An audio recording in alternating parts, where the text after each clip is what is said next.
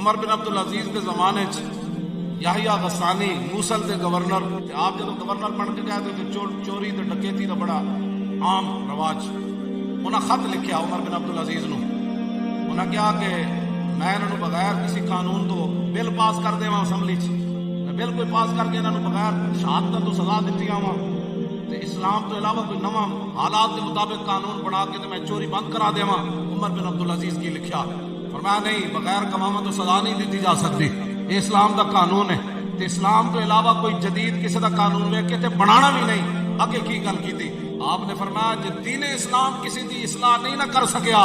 پھر اللہ کسی اور قانون کے ذریعے اس قوم کی اصلاح نہیں کرے گا۔ فرمانے جب میں نے عمر بن عبد العزیز نے خط لکھیا تو پھر میں حق دا اظہار کیتا تے کہندے میں نے جب عمر بن عبد العزیز بدلا کے اور گورنر صوبے دا بنایا نا، جب میں اتوں نکلیا سی تو کوئی ڈاکو چور کوئی نہیں سی۔